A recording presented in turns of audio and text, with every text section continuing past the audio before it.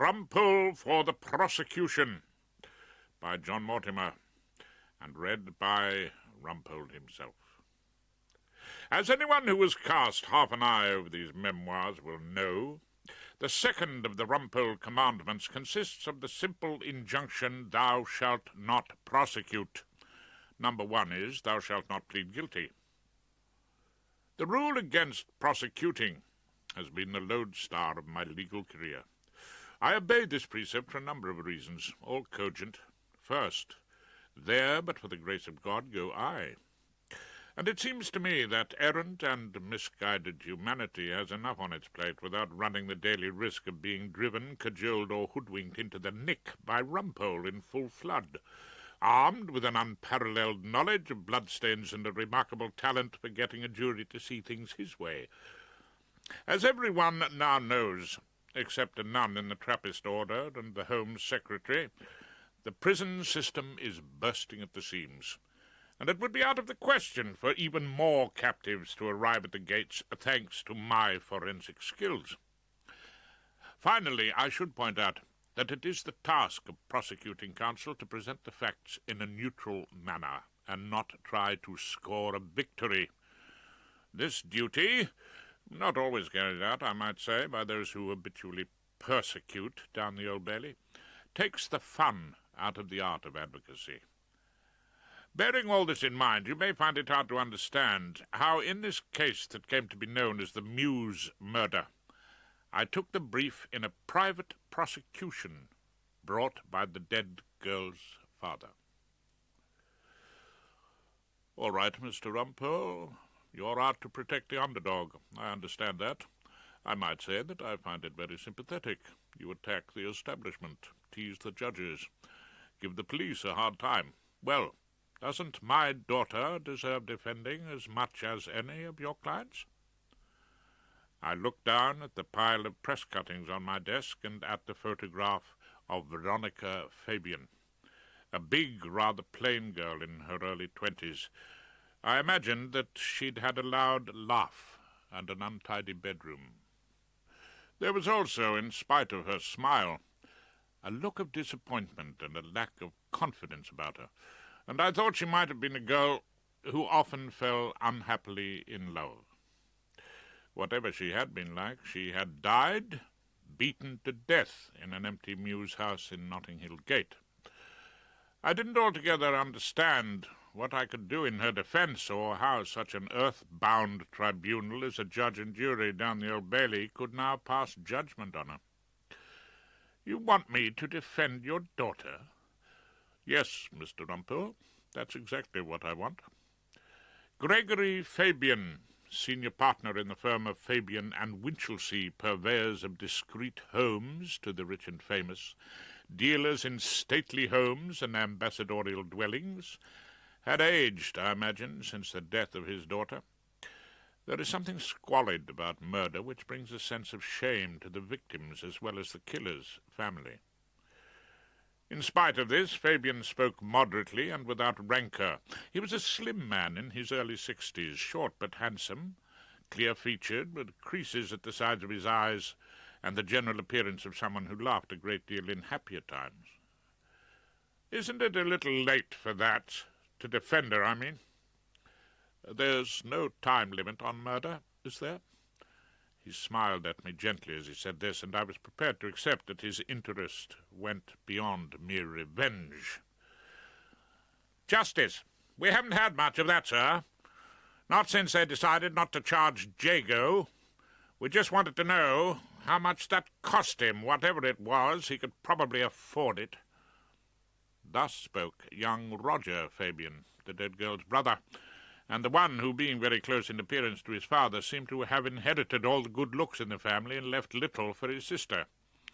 He looked what he probably had been, the most popular boy in whatever uncomfortable and expensive public school he had attended, but he bore his good fortune modestly, and even managed to slander the fair name of the serious crime squad with a certain inoffensive charm.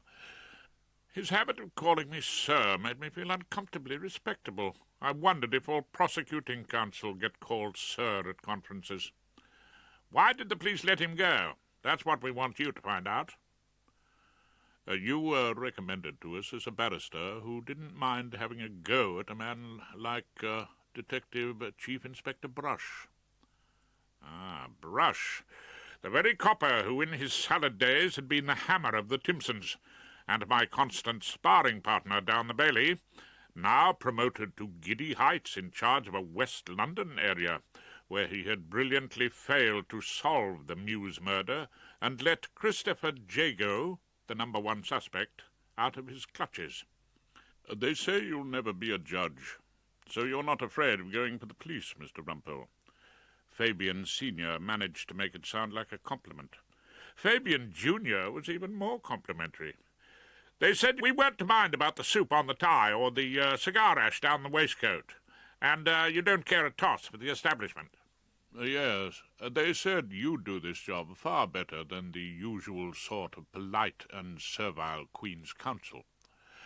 When I asked who they were, who spoke so highly of Rumpole, and he gave me the name of Pycroft and Wensleydale, the instructing solicitors, and one of the poshest firms in the city, I could hardly forbear to preen myself visibly. In answer to repeated inquiries from Pycroft, Detective Chief Inspector Brush and his men had disclosed the gist of Christopher Jago's statement to them. He said he was a local estate agent who had seen the for sale notices outside 13A Gissing Mews off Westbourne Grove, and wanted to view the property for a client of his own. He had rung Fabian and Winchelsea, and been put through to a young lady believed to have been Veronica Fabian, who worked with her brother and father in the family business. He made an appointment to meet her at the house in question at 8:30 the following morning. The time was set by Jago, who was leaving that day to do a deal in some timeshare apartments on the Costa del Sol. When Jago got to 13A Gissing Mews, the front door was open. He went in, expecting to meet Miss Fabian, whom, he told the police, he had never met before. The little Mews house was still half furnished and decorated, apparently with African rugs and carvings. There were some spears fixed to the wall of the hallway, and a weighted knobkerrie, a 3-foot black club, had been torn down and caused the fatal blow to the girl. Jago said he had knelt beside her body and tried to raise her head, during which operation his coat cuff had become smeared with blood. There then followed the events which might have made any family feel that they had good reason to suspect Christopher Jago. He said he panicked. There he was with a dead girl whose blood was on his clothing, and he felt sure that he would be accused of some sort of sex killing, one of the murders which had recently terrified the neighbourhood. He left the house, drove to the airport, and went on his way to Spain.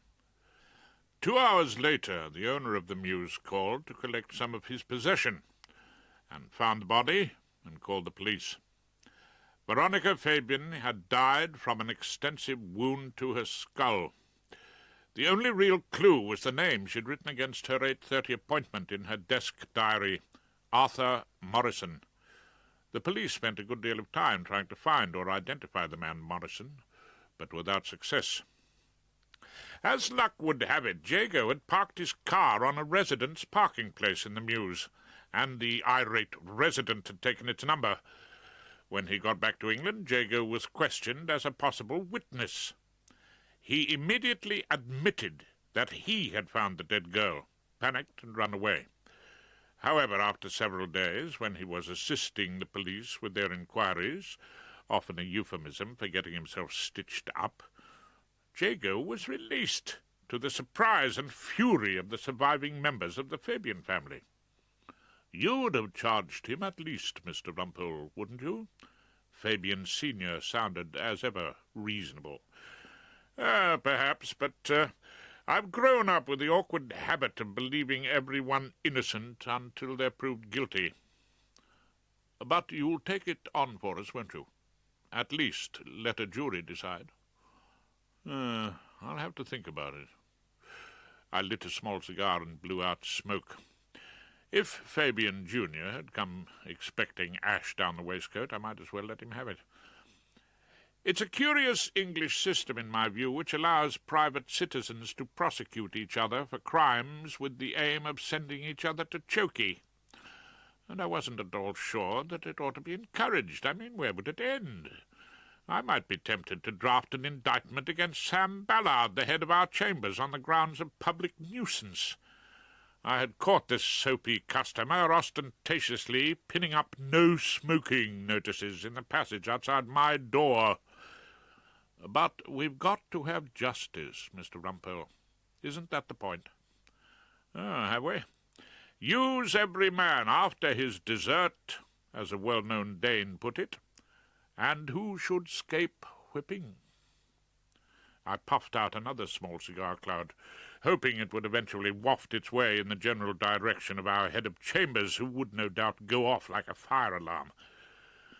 I was thinking of the difficulty of having a client I could never meet in this world, whom I could never ask what happened when she went to the Mews house to meet this mysterious and vanished Morrison, or indeed whether she wanted such secrets as she may have had to be dragged out in a trial which could no longer have any interest for her.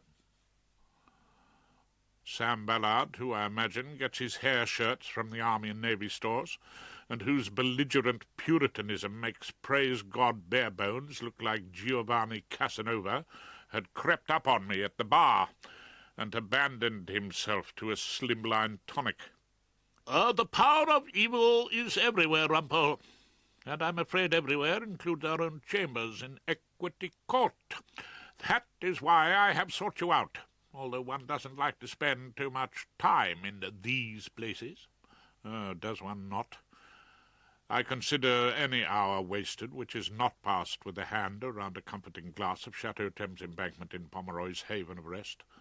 Passive alcoholism, Rumpole? You've heard of passive smoking, of course? I've heard of it, although I have to say I prefer the active variety. Passive alcoholism is the same thing. Abstainers can absorb the fumes from neighbouring drinkers and become alcoholics quite easily. Oh, is that one of Matey's medical theories? Sam Ballard, of course, had fallen for the formidable Mrs. Marguerite Plumstead, the Old Bailey matron, and made her his bride, an act which lends considerable support to the theory that love is blind. Marguerite is, of course, extremely well informed on all health problems. So now, when we ask colleagues to dinner, we make it clear that our house is an alcohol-free zone. This colleague thought with some gratitude that the Ballard house in Waltham Cross would also be Rumpole-free in the future. But that was not why I wanted a word in confidence, Rumpole. I need to enlist your help as a very senior member, well, in years anyway, of Equity Court. A grave crime has been committed. Oh, my God! I did my best to look stricken. Some bandit hasn't pinched the nail-brush again. I'm afraid, Rumpole. Ballard looked as though he were about to announce the outbreak of the Black Death, or at least 100 Years' War. This goes beyond pilfering in the downstairs toilet. Not nail-brush nicking this time, eh? No, Rumpole. This time it would appear to be forgery, false pretense, and obtaining briefs by fraud. I lit another small cigar, which had the desired effect of making Ballard tell his story as rapidly as possible, like a man with a vital message to get out before the poison gas rises above his head.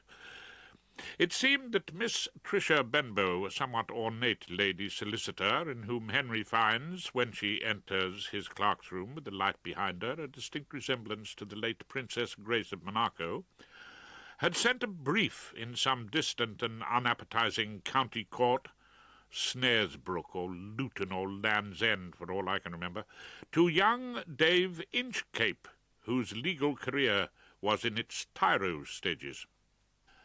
Now someone, as this precious brief was lying in the clerk's room, scratched out Inchcape's name and substituted that of Claude Erskine-Brown, who duly turned up at the far-flung court to the surprise of Miss Benbow, who had expected a younger man. An inquiry was instituted, and within hours Sherlock Ballard, Q.C., was on the case. Henry denied all knowledge of the alteration, which seemed to have occurred before he entered the brief in his ledger. Young Inchcape looked hard done by, and Claude Erskine-Brown, whose performances in court were marked by painstaking attention to the letter of the law, emerged as public enemy number one. "That quality of evil is all-pervasive." The slimline tonic seemed to have gone to Ballard's head.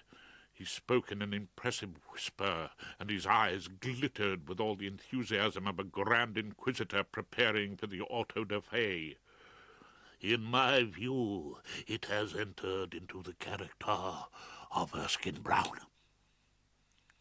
Now, not much can be said in criticism of that misguided and somewhat fatuous old darling with whom I have shared chambers at Equity Court for more years than we like to remember.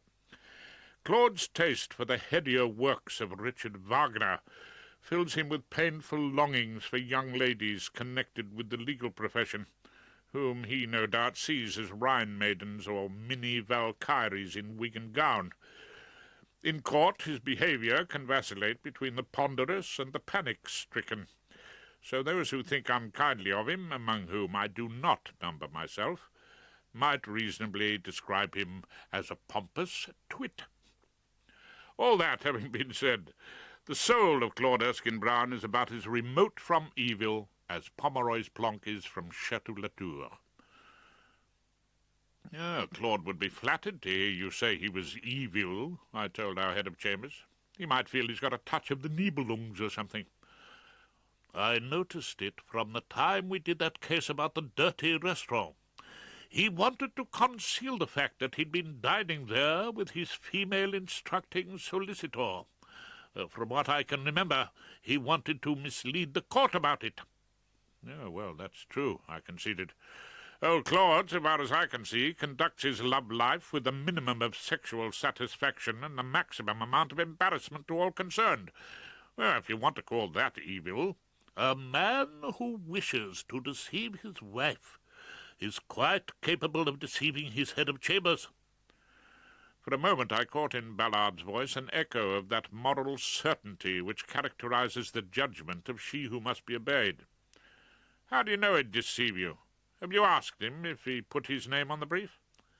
"I'm afraid Erskine-Brown has added perjury to his other offences." "You mean he denied it?" "Hotly." "No one in the clerk's room did it?" "Well, Henry and Diane said they didn't. I am prepared to accept their evidence. Rumpole, when it comes to crime, you have considerably more experience than any of us." "Oh, thank you very much." "I want you to undertake a thorough investigation of this matter, examine the witnesses, and if Erskine-Brown is found guilty—" "Well, what then?" "You know as well as I do, Rumpole, there is no place in Equity Court for fellows who pinch other fellows' briefs." I thought the matter over. Poor old Claude was probably guilty. The starring role played by his wife Phillida, Q.C., in so many long-running cases must have made him despondent about his own practice, which varied between the second-rate and the mediocre. The sight of a brief delivered to a junior barrister, by a solicitor he fancied sufficiently to fill up with priceless delicacies at La Maison Jean-Pierre, must have wounded him deeply.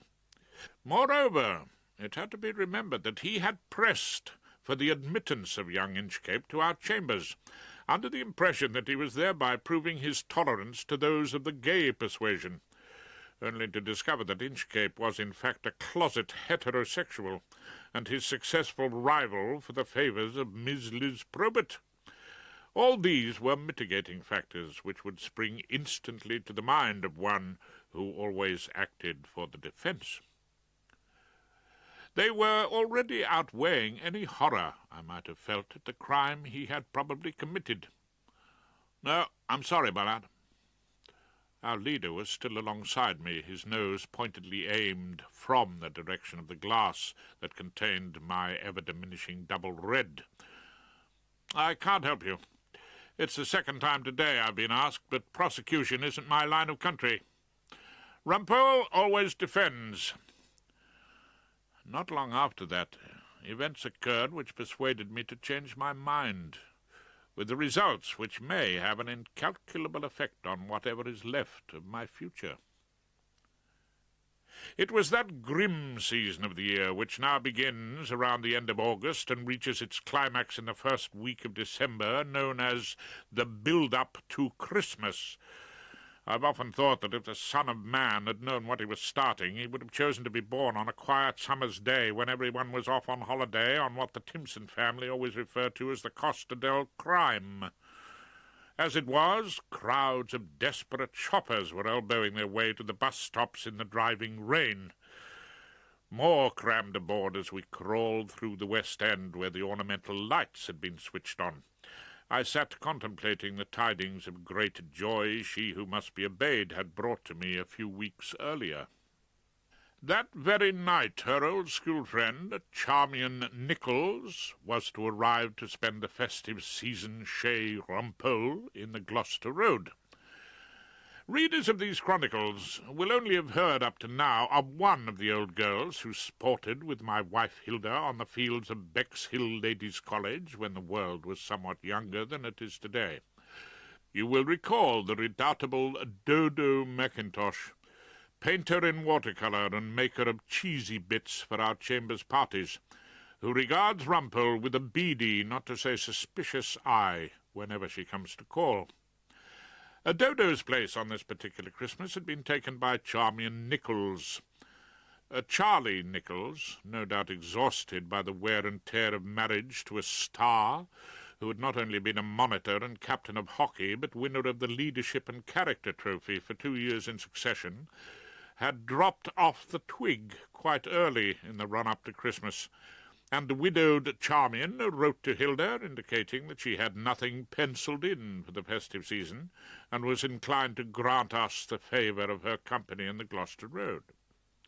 She added in a brief postscript that if Hilda had made a prior commitment to that dowdy little Dodo Mackintosh, she would quite understand. She who must be obeyed, in whose breast Mrs. Nichols was able to awaken feelings of awe and wonder which had lain dormant during our married life, immediately bought a new eiderdown for the spare bedroom, and broke the news to Dodo that there would be no room at the inn owing to family commitments. You see, it took the winner of the Leadership and Character Trophy to lure Hilda to perjury.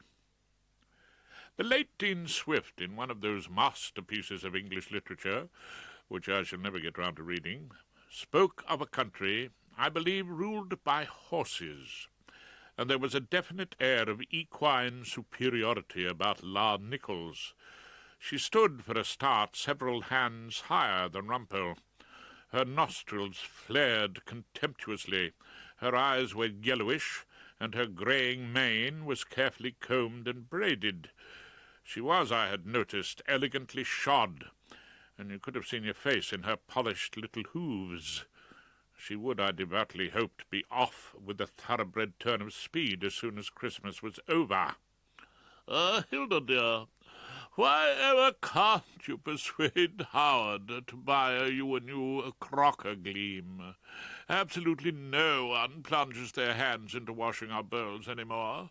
Of course, it is rather sweetly archaic of you both to be still doing it. You mean get a dishwasher? Hilda no longer trusted me to scour the plates to her satisfaction, and Charmian had taken my place with the tea-cloth, dabbing at our crockery and not knowing where to put it away. Oh, Rumpole and I are always talking about that, but we never seem to get round to buying one. This was another example of the widow's fatal effect on she's regard for the truth. To the best of my recollection, the word dishwasher had never passed our lips. Well, surely, Harold, Charmian whinnied at me over the glass she was polishing mercilessly, you're going to buy Hilda something white for Christmas? Oh, you mean handkerchiefs? Oh, I hadn't thought of that. And the name is Horace, but as you're here for Christmas with the family, you can call me Rumpole. No, white. A machine to wash plates and things like that. Charlie had far too much respect for my hands to let them get into a dreadful state like poor Hilda's. At this she looked at my wife with deep sympathy and rattled on. Charlie insisted that I could only keep my looks if I was fully automated. Of course, I just couldn't have lived the life I did without the plan-ahead archive freezer, our jumbo microwave, and rotisserie.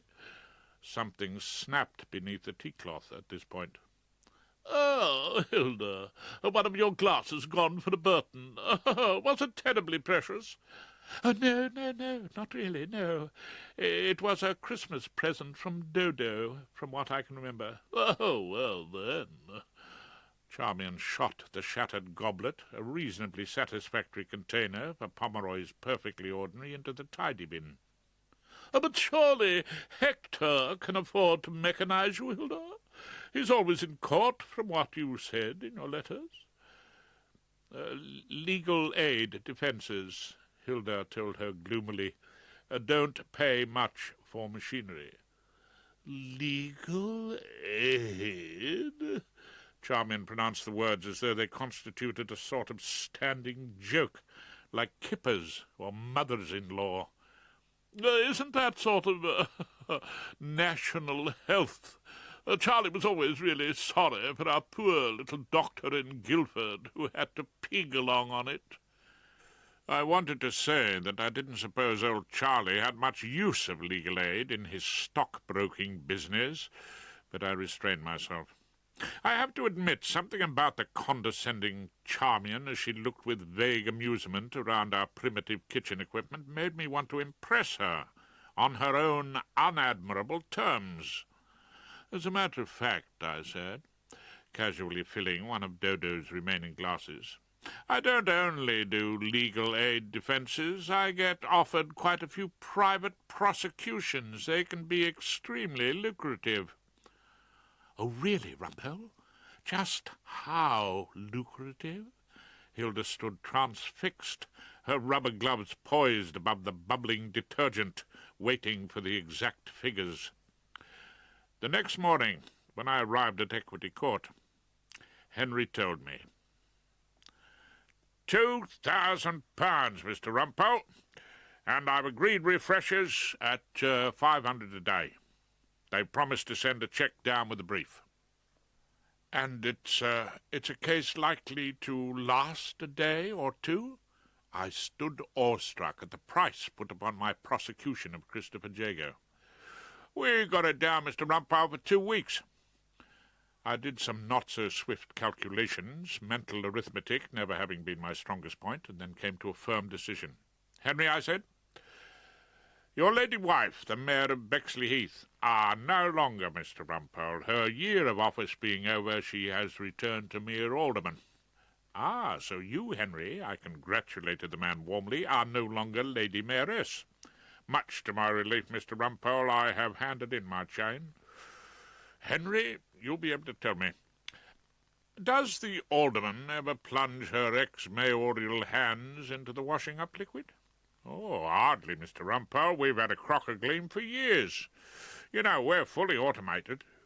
Yes, well, of course, I might have said, on a clerk's fees you would be, wouldn't you? It's only penurious barristers who are still slaving away with a dishcloth. Instead, I made an expansive gesture. Go out, Henry, I bade him, into the highways and byways of Oxford Street.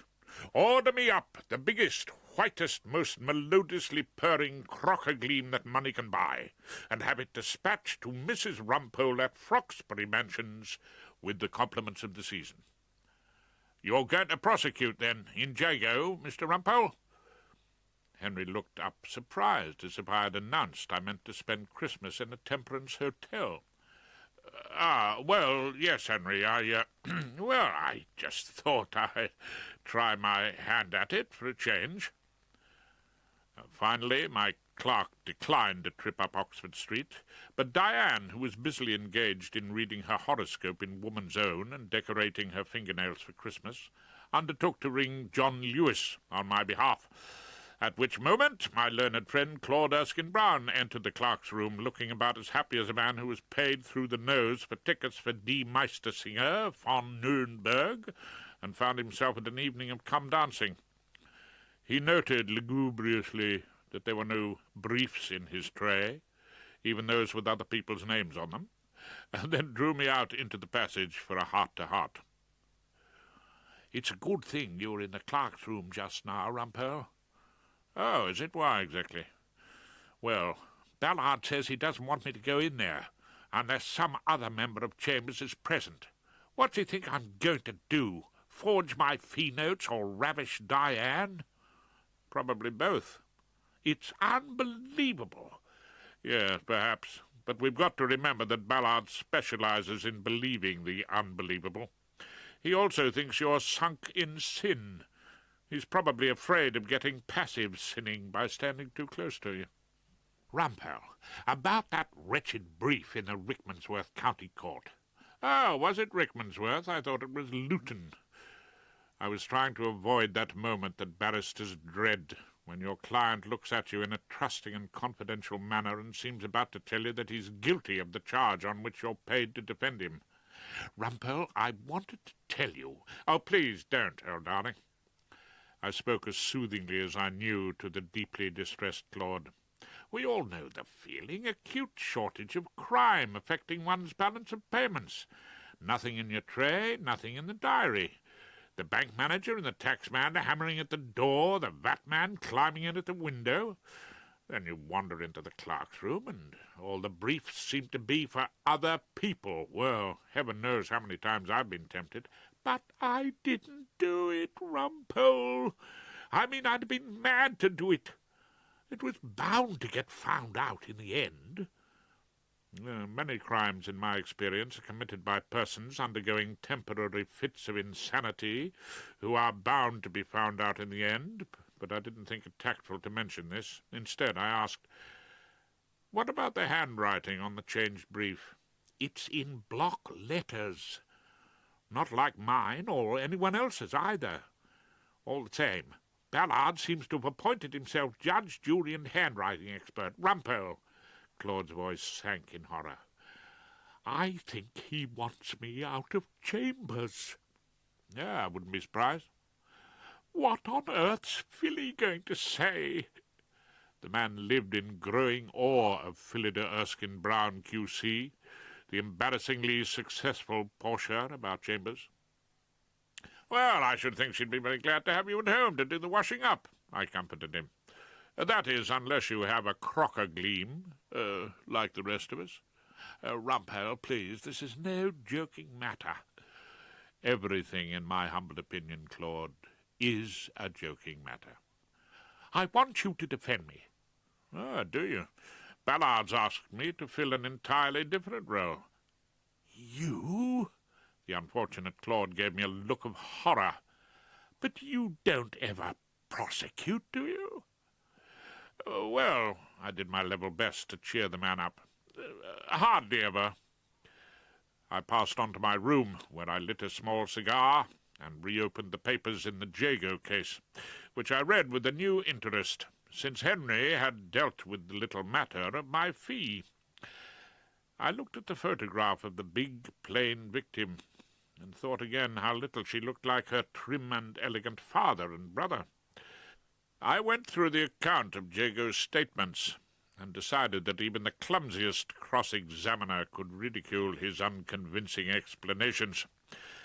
I turned the pages of a photostat of Veronica Fabian's diary, and learnt for the first time that she had had 6 previous appointments with a man called Arthur Morrison, and I wondered why the name seemed to mean something to me. And then the door was flung open, and an extremely wrathful Miss Liz Probert came into my presence. "Well," she said, "you've really deserted us for the enemy now, haven't you, Rumpole?" "I haven't been listening to the news." I tried to be gentle with her. "Are we at war?" "Don't pretend you don't know what I mean. Henry's told me all about it. You, of all people, are being paid by some posh family of ritzy estate agents to cook up a case against a bit of a naff member of their profession. They're knocked because he's been let free just because there isn't any evidence against him. Now, let me enlighten you. My tone, as always, was sweetly reasonable. There is plenty of evidence against him. Oh, like the fact that he never went to a decent public school like the Fabians.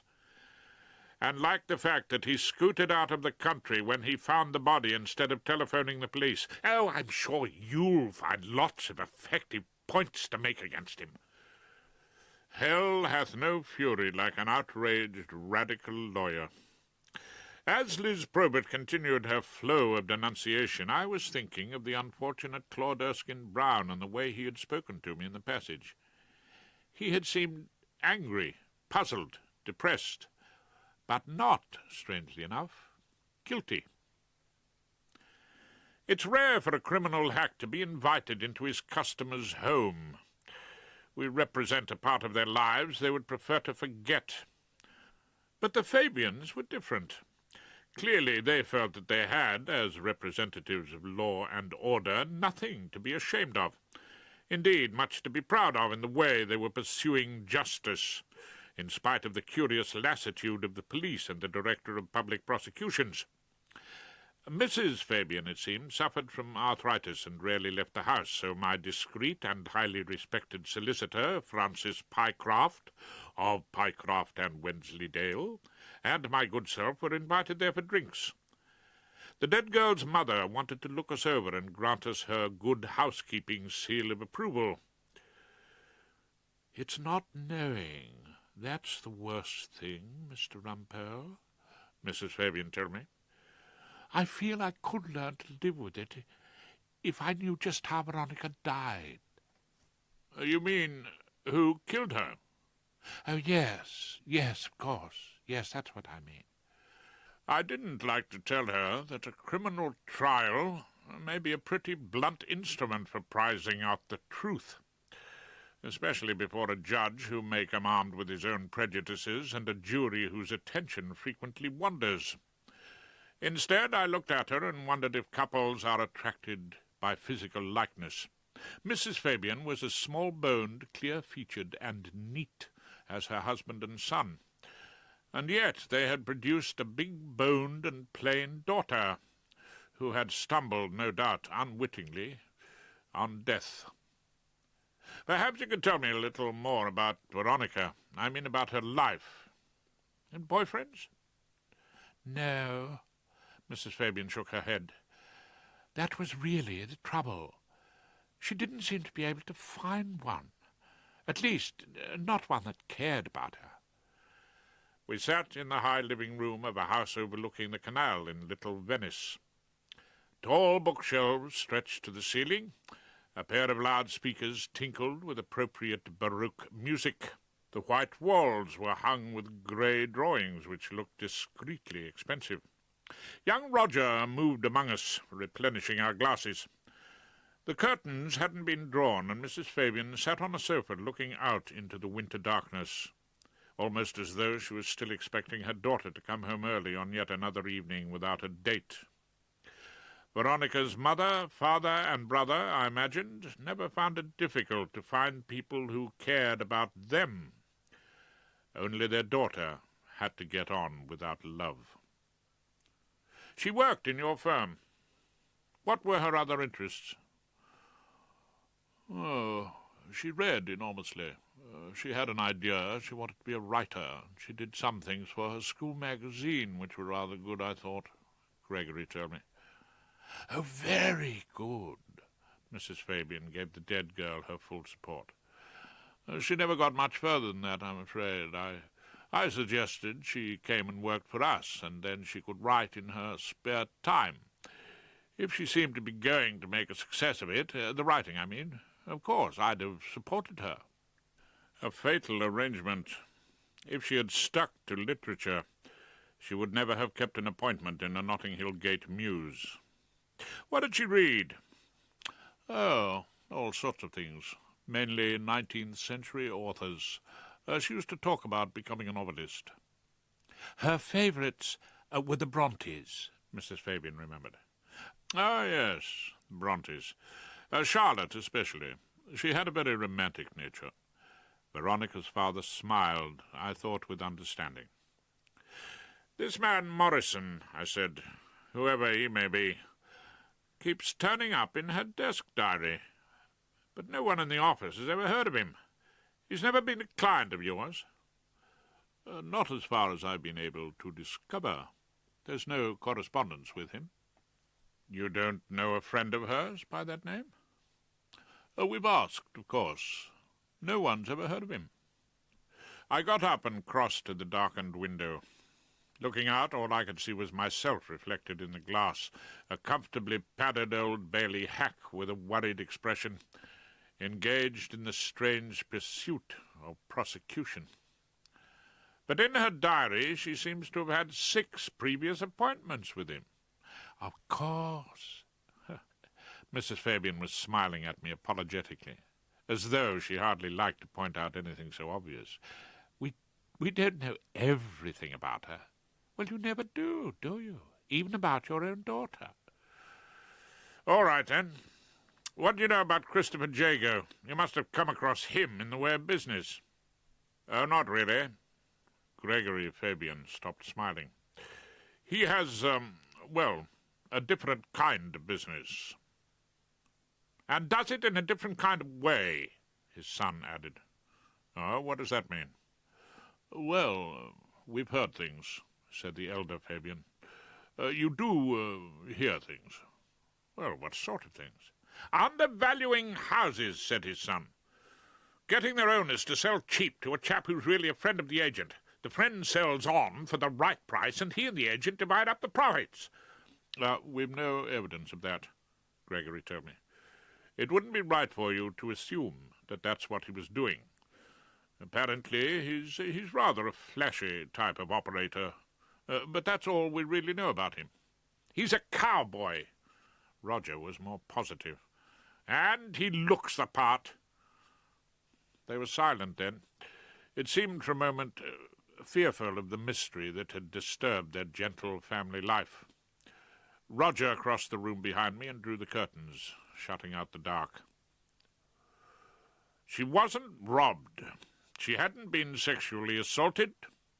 So far as we know, she hadn't quarreled with anyone, and Jago didn't even know her. Why on earth should he want to kill her?"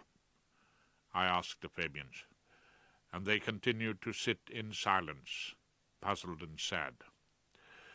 "The police couldn't answer that question either," I said. "Perhaps that's why they let him go." I left the house on my own, as Pycroft was staying to discuss the effect of the girl's death on certain family trusts. Gregory came down to the hall, and as he helped me on with my coat, he said quietly, "I don't know if Francis Pycroft explained to you about Veronica?" "No, what about her?" "Well, as a matter of fact, she is not our daughter." "Not?" "No. After Roger was born, we so wanted a girl. Evelyn couldn't have any more children, so we adopted. Of course, we loved her just as much as Roger. But now, well, it seems to make it even more important that she should be treated justly." Again I thought he was talking as though Veronica was still alive and eagerly awaiting the results of the trial. And then he said, "There's always one child that you feel needs special protection." Christmas came, and we sat in the kitchen around the white coffin of the Crocker Gleam, which flashed, sighed, belched a few times, and delivered up the crockery. As I rescued the burning hot plates from a cloud of steam, the Widow Charmian said, "At least I've made Howard cough up a dishwasher for you, Hilda. I have managed to do that." "It wasn't you." I had long given up trying to persuade our visitor to use my correct name. "That made me buy it." "Oh, really?" Charmian was miffed. "Who was it, then?" "I suppose whoever killed Veronica Fabian." I don't know why it was that Charmian gave me a distinct touch of the Scrooges. Later, when we opened our presents in the sitting-room, I bestowed on Hilda the gift of lavender water, which I think she now uses for laying down purposes, and I discovered that the 3 pairs of darkish socks wrapped in holly-patterned paper were exactly what I wanted. Hilda opened a small glass jar which contained some white cream which smelled faintly of hair oil and Vaseline.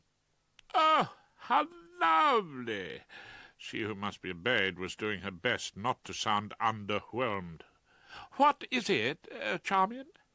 "A special homeopathic skin beautifier, Hilda dear." Charmian was tearing open the wafer-thin china early-morning tea set, on which we had, I was quite convinced, spent far too much. "We've got to do something about those poor, toil-worn hands of yours, haven't we? Oh, and is this really for me?" She looked at her present with more than faint amusement. "Ah, what funny little cups and saucers! And how very sweet of you to go out and buy them. Or was it another old Christmas present from Dodo Mackintosh?" It says a great deal for the awe in which Hilda held her and my own self-control that neither of us got up and beamed the woman with our Christmas tree. After a festive season of this nature, it may not surprise you to know that I took an early opportunity to return to my place of business in Equity Court, where I found not much business going on. Such few barristers and clerks as were visible seemed to be in a state of somnambulism. I made for Pomeroy's wine bar, where even the holly seemed to be suffering from a hangover, and my learned friend Claude Erskine Brown was toying in a melancholy and aloof fashion with a half-bottle of Pomeroy's more upmarket Saint-Emilion-type red. "He wandered lonely as a Claude," I intoned. "Did you come to work?" "I came," he said dolefully, "because I couldn't stay at home." "Because of Christmas visitors?" "No, because of the shrink." I didn't catch the fellow's drift. Had his wits turned? Did he imagine some strange diminution in size of his Islington home, so that, like Alice in Wonderland, he could no longer crawl in at the front door? The what? The shrink. Phillida knows all about the case of the altered brief. Ballard told her. Ah, yes, I knew my soapy Sam. I bet he enjoyed that. No, she was very understanding. You said you were innocent, and she believed you. No, she didn't believe me. She was just very understanding. Ah. She said it was the midlife crisis.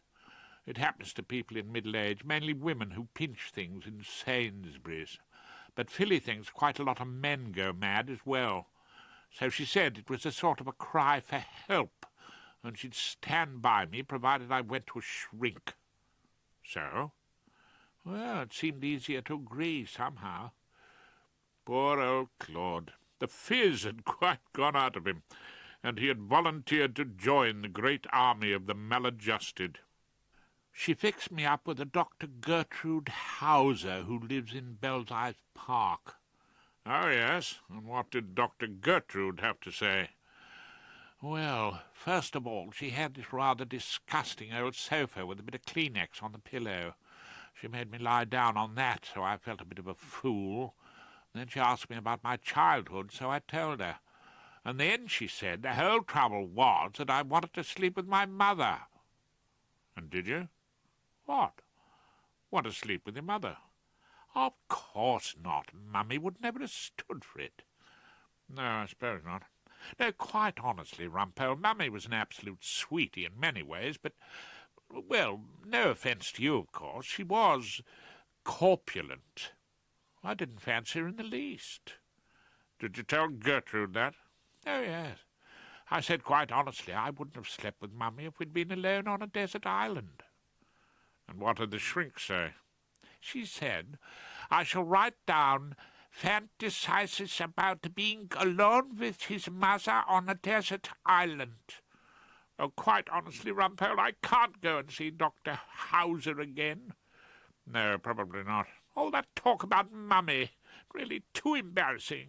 She'd have hated it so if she'd been alive. Yes, I do see. Excuse me for a moment. I tore myself away from the reluctant patient to a corner in which I had seen Miss Liz Probert settling down to a glass of Pomeroy's newly advertised organic plonk. The old plonk, I strongly suspected, with a new bright green label on the bottle. There was a certain matter about which I needed to ask her further and better particulars. Look here, Liz. I pulled up a chair. How did you know all that about Christopher Jago? You can't sit there, she said. I'm expecting Dave Inchcape. Well, just until he comes. How did you know that Jago didn't go to a public school, for instance? He told me. You met him? Oh, yes. Dave and I got our flat through him. And I have to tell you, Rumpole, that he was absolutely honest, reliable, and trustworthy throughout the whole transaction. I had forgotten that Liz and Dave were now co-mortgagees and living happily ever after somewhere off Ladbroke Grove. What do you mean he was honest and reliable? Well, we got our place pretty cheaply compared to the price Fabian and Winchelsea were asking for the other flats we saw. He never put the price up or let us be gazumped by other clients, and he helped us to fix up our mortgage. Oh, and he didn't conk me on the head with the Zulu knob-kerry either. Yes, I can see that. Well, what else about him? Did he have a wife, girlfriend, anything like that? Hundreds of girlfriends, I should think. He's rather attractive, tall, fair, and handsome. So you see, I shan't be giving evidence for the prosecution. I imagined from what you said you wouldn't come and take a note for me, act as my junior. You must be joking. Miss Liz took a gulp of the alleged organic brew and looked at me with contempt. Oh, I'll have to ask your cohabitee. Save your breath. Tricia Benbow's already briefed Dave, the defence. He knows I'd never speak to him again if he took part in a prosecution. Christopher Jago's gone to La Belle Benbow? Oh, yes. He asked me if I knew a brilliant solicitor and said he preferred women in his life, so I sent him off to her. But Dave Inchcape's not doing the case alone. I mean, no offence to him, but he's still only a whitewig. He's got a leader. Who? A foeman, I rather hoped, worthy of my steel. Liz looked at me in silence for a moment, as though she was relishing the news she had to impart. Our head of chambers, she said. Heavens above, I nearly choked on my non-organic, chemically produced Chateau Ordinaire. Thus the whirligig of time brings in his revenges. Rumpole for the prosecution and Ballard for the defence. He'd better sit close to me. He might catch some passive advocacy. On my way out I had a message for Claude Erskine-Brown, who was still palely loitering. Come and help me in the Mews murder, I said. Be my hard-working junior. Take your mind off your mother. Being in possession of two such contradictory views of Christopher Jago as those provided by the Fabians and Miss Liz Probert, I decided that a little investigative work was necessary. I could hardly ask Francis Pycroft to hang around such pubs and clubs as Jago might frequent, so I called in the services of my old friend and colleague Ferdinand Isaac Gerald Newton, known as Fig Newton to the trade. You could pass through many bars and hardly notice the doleful, lantern-jawed figure sitting in a quiet corner, nursing half a pint of Guinness and apparently engrossed in the Times crossword puzzle, which he solves, I'm ashamed to say, in almost less time than it takes me to spot the quotations. But he hoovers up every scrap of gossip and information dropped within a surprisingly wide radius. You can't make bricks without straw, and Fig is straw purveyor to the best Old Bailey defenders. Now he would have a chance, as I had, of seeing life from the prosecution side. I met him a couple of weeks later in Pomeroy's. He was suffering, as usual, from a bad cold, having been up most of the night keeping watch on a block of flats in a matrimonial matter. But between some heavy work with the handkerchief, he was able to tell me a great deal. Our quarry lived in a 1930s house near Shepherd's Bush Road, the ground floor of which served as his office. He drove an electric blue Alfa Romeo, the car which had led to his arrest. He was well known in a number of pubs around Maida Vale and Notting Hill Gate, where many of the properties he dealt in were situated. He was unmarried, but went out with a succession of girls, his taste running to young and pretty blonde secretaries and receptionists. None of them lasted very long, and in the Benedict Arms, one of the favourite resorts near the Regent's Canal, the bar staff would lay bets on how soon any girl would go. There was one notable exception, however, to the stage army of desirable young women. On half a dozen occasions the suspect had come into the Benedict Arms with a big, awkward, pale, and rather unattractive girl. They had sat in a corner away from the crowd and appeared to have a lot to say to each other. When Fig told me that, the penny dropped. I smote the table in my excitement, rattling the glasses and attracting the stares of the legal hacks busy drinking around us. I had just remembered what I knew about Arthur Morrison. On my way home, I went to check the facts in the library, for Veronica Fabian had no doubt known a great deal more than I did about minor novelists in the last century. Arthur Morrison, a prolific author, was born in 1863 and lived on into the Second World War.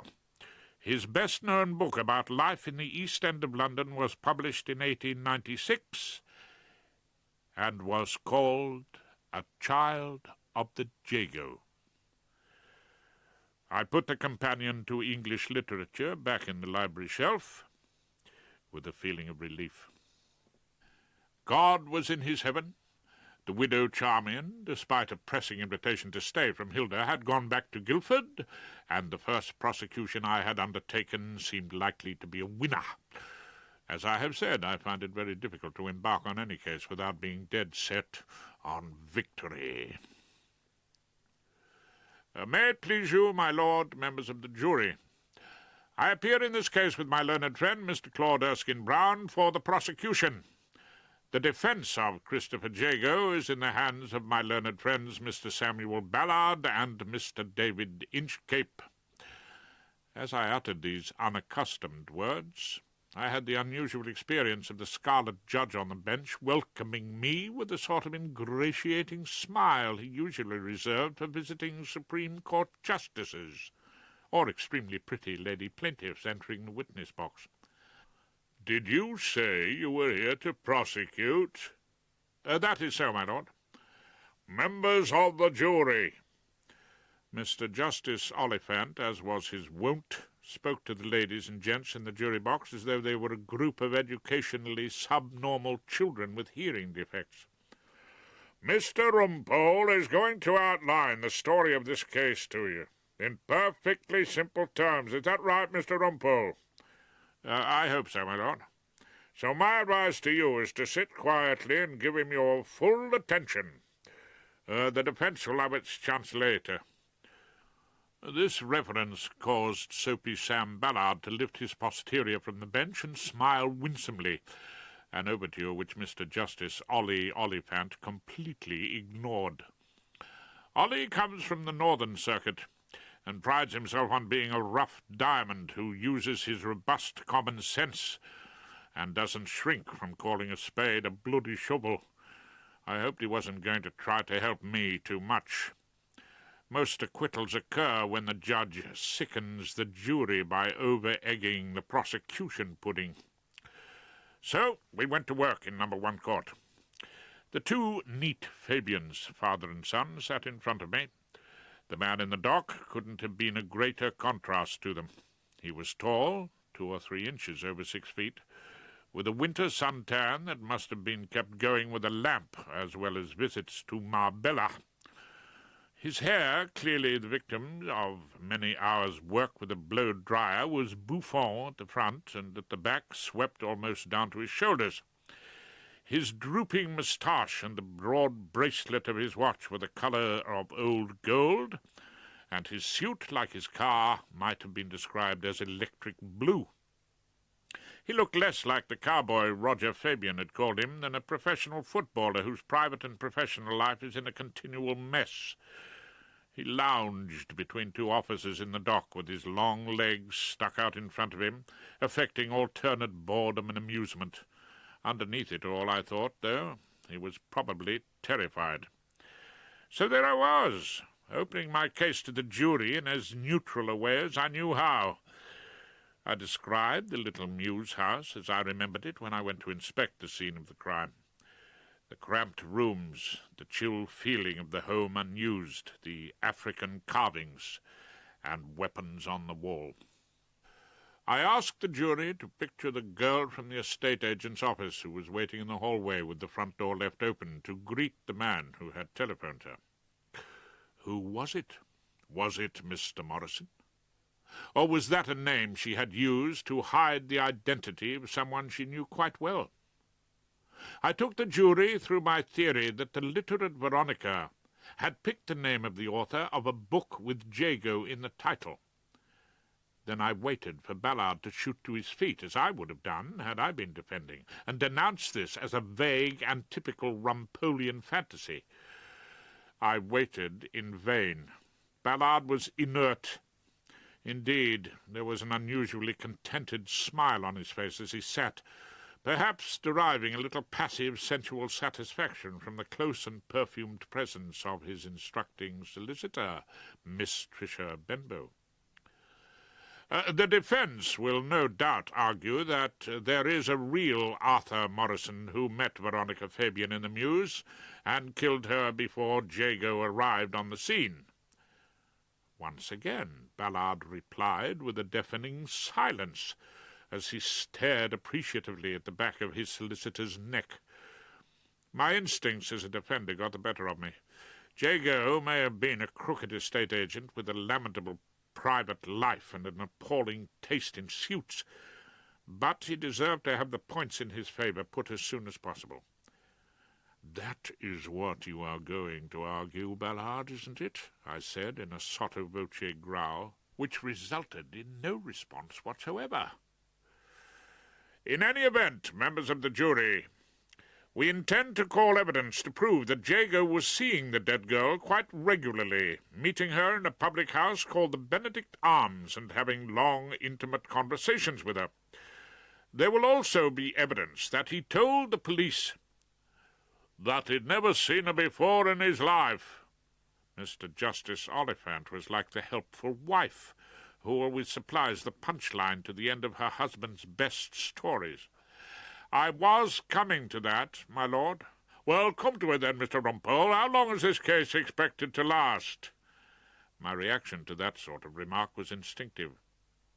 "It will last, my lord, for as long as it takes the jury to consider every point both for and against the accused and to decide if they can be sure of his guilt or not."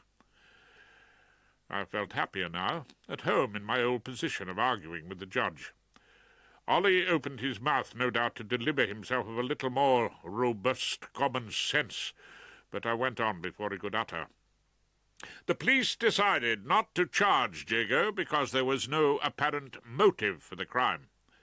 But if he knew Veronica Fabian, if they had some sort of relationship, they may have had to consider why he ran from that house where Veronica was lying dead and told no one of what he had seen. And finally, members of the jury, it is for you to say why he lied to the police and said he never met her." And then I repeated the sentence I had used so often from the other side of the court. "You won't convict him unless you are sure that the only answer is he must be guilty. That is what we call the golden thread that runs through British justice." So we began to call the evidence, produce the photographs, and listen to the monotonous tones of police officers refreshing their memories from their notebooks. When I was defending, such witnesses presented a challenge, each to be lured in a different way with charm, authority, or lofty disdain, to produce some fragment of evidence which might help the customer in the dock. Now all I had to do was let them rattle on, and so prosecuting seemed a dull business. Then we got the scene of the crime officer, who produced the fatal knobkerry, its end heavily rounded, still blood-stained and protected by cellophane, as was the 3-foot black handle. Ballard, who had sat mum during this parade of prosecution evidence, said he had no questions. What about the fingerprints? I could no longer restrain myself from hissing at my so-called opponent, a foeman who at the moment was hardly worthy of my attention, let alone my steel. "What about them?" Ballard whispered back in a sudden panic. Jacos aren't there, are they?" "Of course not." By now my whisper had become entirely audible. "There are no fingerprints at all." "Mr. Rumpole," the voice of robust common sense trumpeted from the bench, "I thought you told us you appeared for the prosecution. If Mr. Ballard wants to ask a question for the defence, no doubt he'll get up on his hind legs and do so." I rather doubted that, but in fact Soapy Sam unwound himself, drew himself up to his full height, and said, as though a brilliant idea had just occurred to him, "Officer, let me put this to you.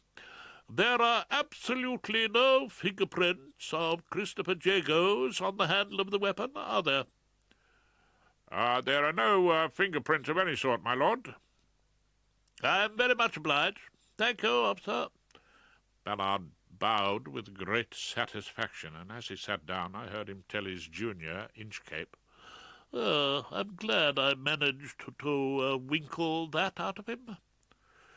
Later we got the officer who had been in charge of the investigation, Detective Chief Inspector Brush, and even though he was for the first time in recorded history my witness, I couldn't resist teasing him a little.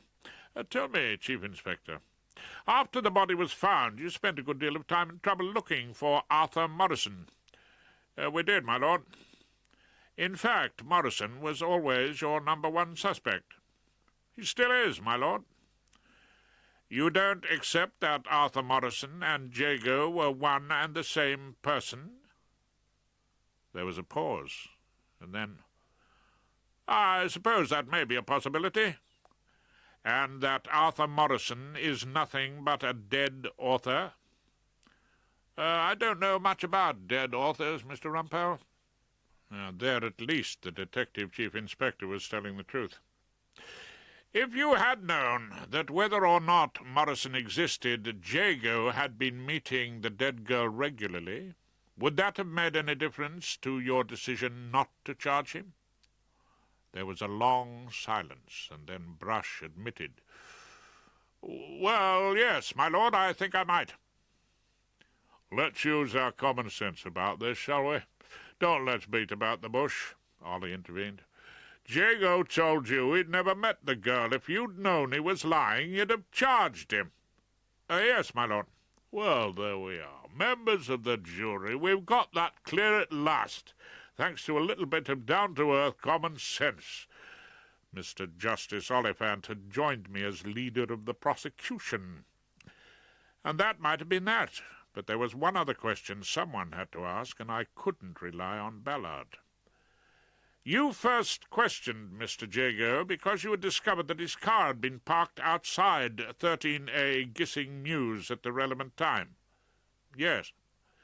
"You had no idea that he'd been into the house and found the body?" "At that time, no." "So he volunteered that information entirely of his own accord?" "That's right." "Was that one of the reasons he was not charged?" "Well, that was one of the reasons we thought he was being honest with us, yes." I sat down, having made Ballard's best point for him. Of course he had to totter to his feet and ruin it. And so far as that goes, Chief Inspector," Ballard stood, pleased with himself, rocking slightly on the balls of his feet, "do you still think he was being honest with you about the way he found the girl?" "I'm not sure." Brush paused and then gave it back to the poor old darling right between the eyes. "If he was lying to us about not knowing the girl, I can't be sure about any of his evidence. Can I?"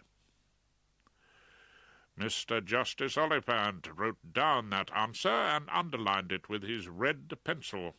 The Fabians looked as though they were slightly more pleased with the way Ballard was doing his case than with my performance, but no doubt they'd be too polite to say so.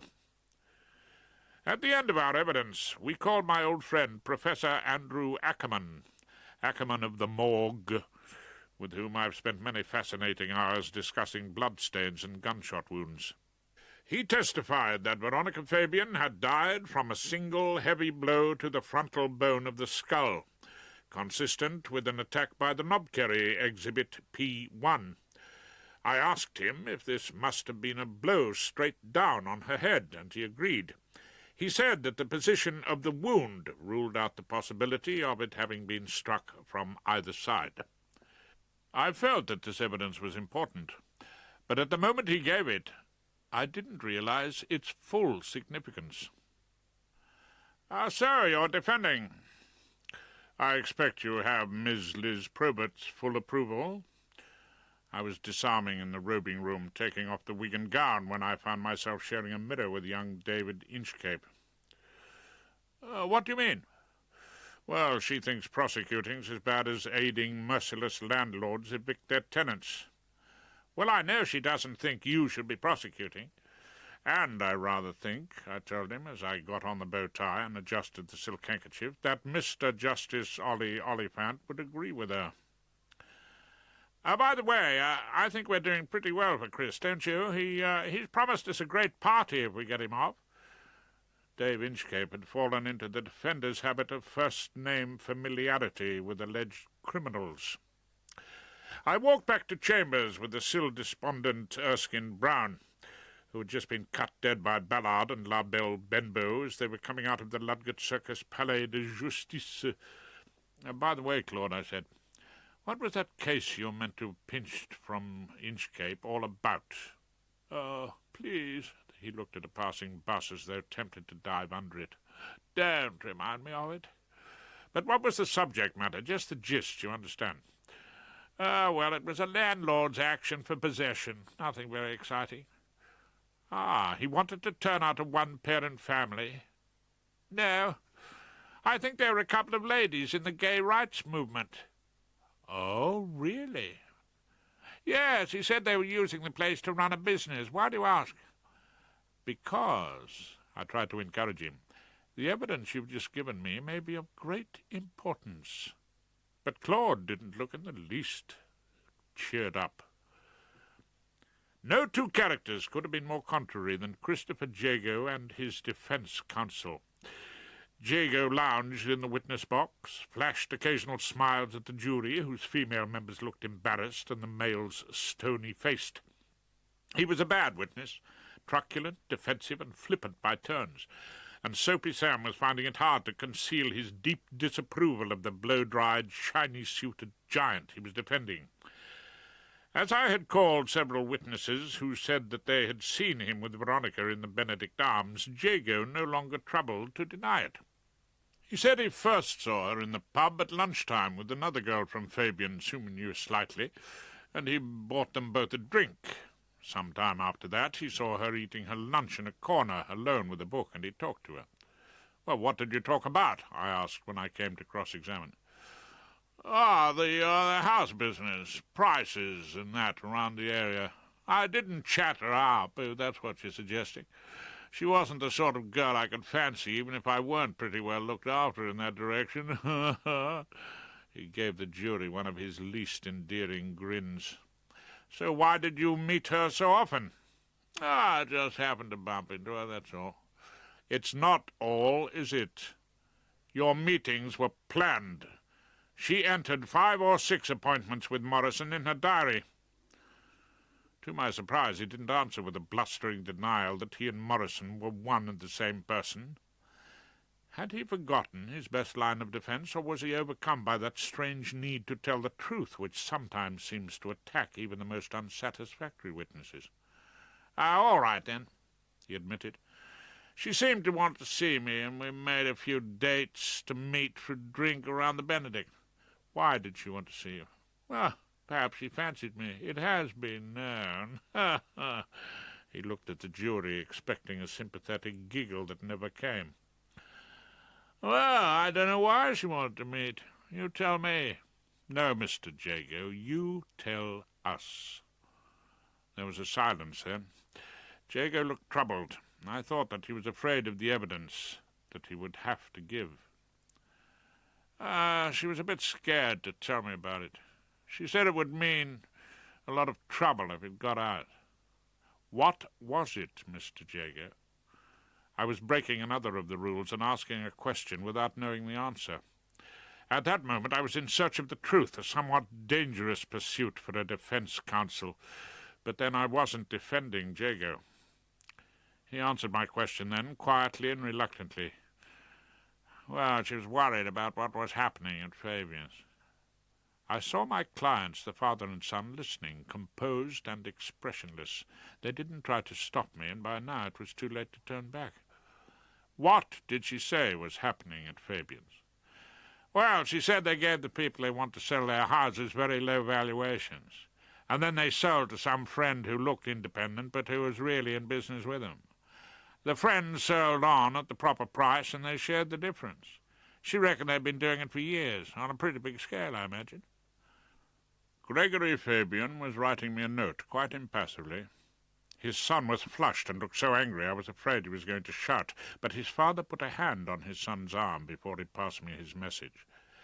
I remembered that Roger had said Jago practiced the same fraud the Fabians were now being accused of.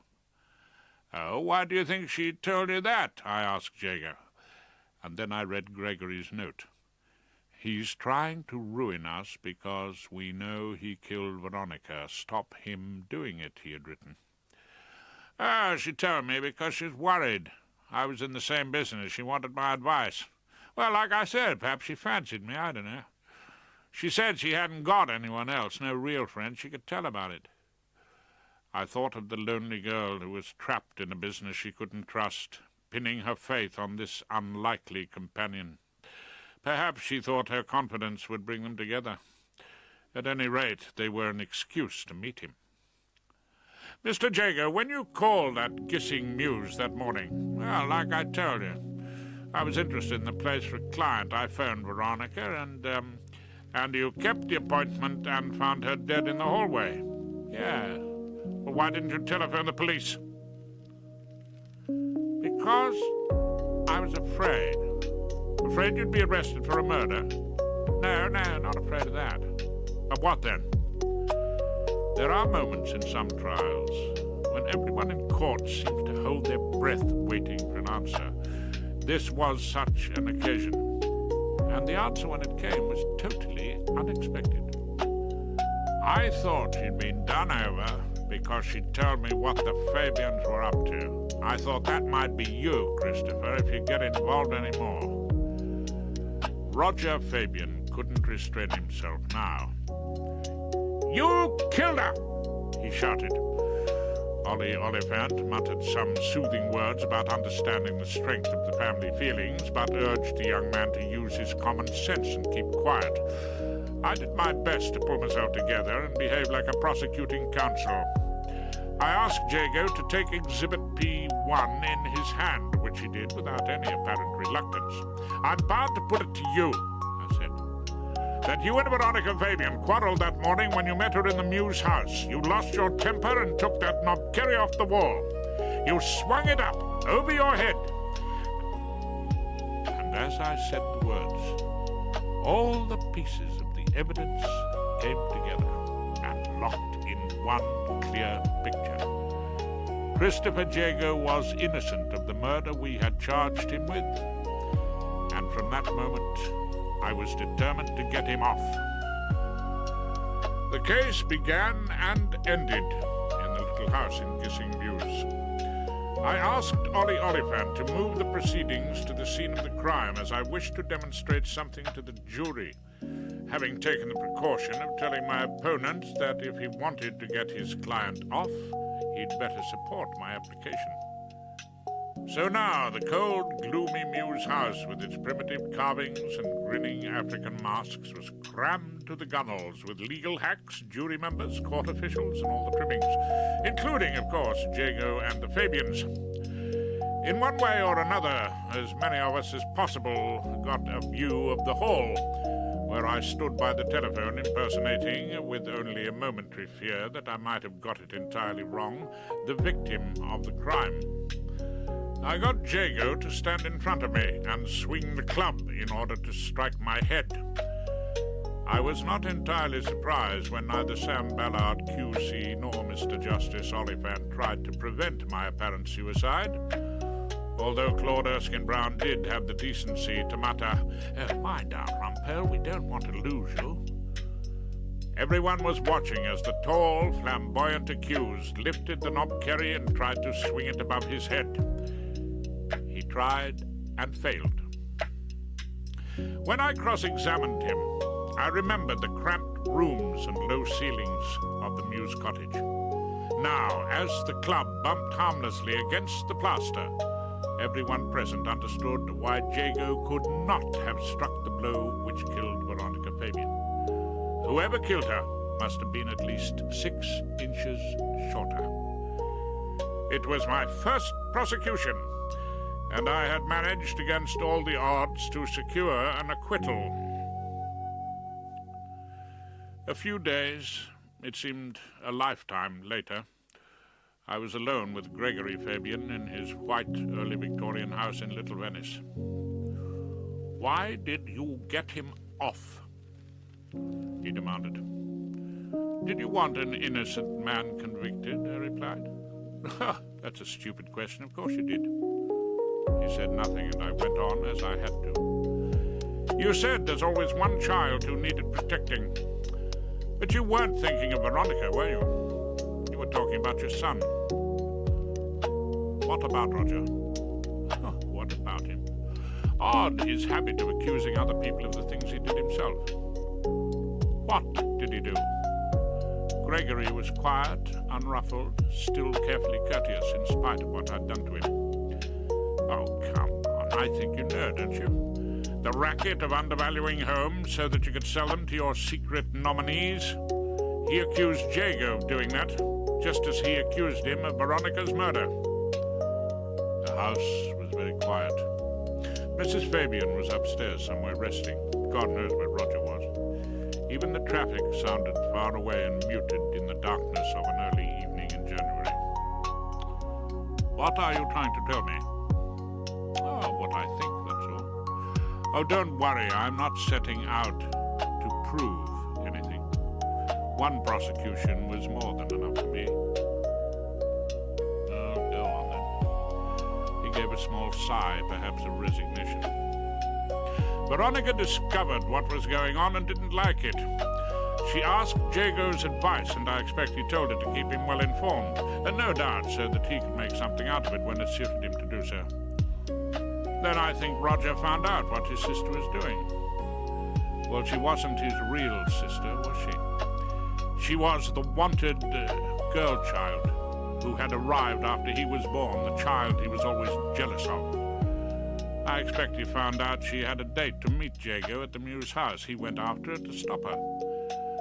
I don't think he meant to kill her. Of course he didn't. The father was still trying, I thought, to persuade himself. He lost his temper with her, they quarreled. She tried to telephone for help, and he ripped out the phone. Remember, that's how they found it. Then he took the knobkerrie off the wall. He's short enough to have been able to swing it without hitting the ceiling, but you know all that, don't you? Gregory Fabian didn't answer, relying, I suppose, on his right to silence. You wanted Roger to be safe. You wanted him to be protected forever. And the best way of doing that was to get someone else found guilty. That is what you paid me to do. To be quite technical, Mr. Fabian, you paid me to take part in your conspiracy to pervert the course of justice. I have told Henry to send your money back. He stood up then and moved between me and the door. I thought for a moment that the repressed violence of the Fabians might erupt and he would attack me. But all he said was, "Poor Roger." Poor Roger? What about poor Veronica? You should never have stopped her becoming a novelist. I walked past him and out of the house. I heard him calling after me, "Mr. Rumpole!" But I didn't stop. I was glad to be out in the darkness, breathing in the mist from the canal, away from a house silenced by death and deception. I decided to walk a while from the Fabian house, feeling that I had, among other things, to think over what remained of my life. It was while I was brooding on this that I heard the sound of revelry by night and noticed that I was passing a somewhat glitzy Art Nouveau pub picked out in neon lights called the Benedict Arms. I remembered that this was the night of Christopher Jago's celebration party. Accordingly, I called into the saloon and was immediately told that the orgy was on the first floor. Music, which sounded to my untrained ear very like the sound produced by a pneumatic drill pounding a pavement, shook the windows. There were a number of metallically blonde girls in skirts the size of pocket handkerchiefs and tops kept up by some stretch of the imagination, and a fair number of men with moustaches whom I took for down-market estate agents. And, of course, the lawyers, both prosecuting and defending. They had clearly begun, with the exception of the doleful Erskine Brown, to enjoy the party. Wandering on into the throng of celebrators, I saw Bollard in close proximity to his grateful instructing solicitor, Tricia Benbow. It seemed to me that Soapy Sam had been the victim of some passive alcoholism, no doubt absorbed from the glass he held in his hand. Then, under the sound of the pneumatic drill, I heard the shrilling of a telephone, and I was hailed by Jago, who had answered it. "Ah, Mr. Rumpole, it's your clerk. He says it's urgent." "Oh, all right. For God's sake, turn off the music for 5 minutes, will you?" I took the telephone from him. "Henry? I got an awkward situation here, Mr. Rumpole. The truth of the matter is, Mrs. Ballard is here." "Oh, bad luck." She happened to come out of her sprains and fractures refresher course, and she wanted to meet her husband. She said..." Henry's voice sank to a conspiratorial murmur in which I could detect an almost irresistible tendency to laughter. "He told her he was going to a Lawyers' Christian Society meeting tonight and might be late home. But she wants to know where the meeting's being held so she can join him, if at all possible." "Henry, you didn't tell her he was at an orgy in the Benedict Arms, Maida Vale?" "Oh, no, sir. I didn't think it'd be well received."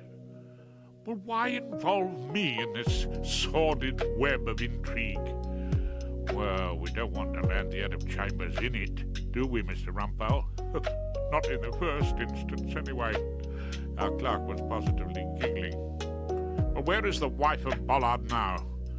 "She's in the waiting room, sir." "Put me through to her, Henry, without delay." And when Mrs. Ballard came on the line, I greeted her warmly. "Matey, I mean Marguerite, this is Horace Rumpole speaking." "Horace, whatever are you doing there? And where's Sam?" Well, I'm afraid Brother Bollard can't come to the phone. He's busy preparing to induct a new member." "A new member? Who?" "Me." "You, Horace?" The ex-matron sounded incredulous. "Yes, of course. I've decided to put away the sins of the world and lead a better, purer life in future." "But where are you meeting?" Now I'm afraid that can't be divulged over the telephone." "Why ever not?" "For your own safety, Marguerite. I think it's better for you not to know. We've had threatening calls from militant Methodists." "Oh, Horace, are you sure Sam's all right? I can hear a lot of voices." Yes, it's a very full house this evening. Hold on a minute. I held the phone away from my ear for a while, and then I told her, no, Sam really can't get away now. He says he'll see you back in Waltham Cross, and don't wait up for him. He'll probably be exhausted. Exhausted? She sounded only a little suspicious. Why? It's the spirit, I said. You know how it tires him. Is he filled with it? Her suspicions seemed gone, and her voice full of admiration. Oh, yes, I assured her, right up to the brim. I put down the phone, and the blast of road-menacing music was restored. I then approached our head of chambers, who was standing with Dave Inchcape, Tricia, the solicitor, having danced away with her liberated client. That was your wife on the phone, I told him. Good heavens. The man was still sober enough to panic. She's not coming here. Oh, no. I gave her a perfect alibi. I'll tell you about it later. I'll also tell you my solution to the case of the altered brief. I'm getting into the habit of solving mysteries. I'd better go and find Liz. Inchcape seemed anxious to get away. No, you stay here, David. I spoke with some authority, and the young man stood looking anxious. We are all but toys in the hands of women, and your particular commander-in-chief is Ms. Liz Probert, I told him. I know you come into the clerks early to see what's arrived in the post. All white wigs do. To your horror, you found that you'd been engaged by a flinty-hearted landlord to kick two ladies active in gay rights out of house and home. How could you face your cohabitee if you did a case like that? It was the matter of a moment, members of the jury. I addressed an imaginary tribunal. For David Inchcape to scratch out his name and print Mr. Claude Erskine Brown in block capitals. Is this true? Ballard tried his best to look judicial, although he was somewhat unsteady on his pins. David Inchcape's silence provided the answer. I was rather late home that evening. Climbed into bed, muttered to Hilda's sleeping back. From now on, old thing, I promise you, Rumpole only defends.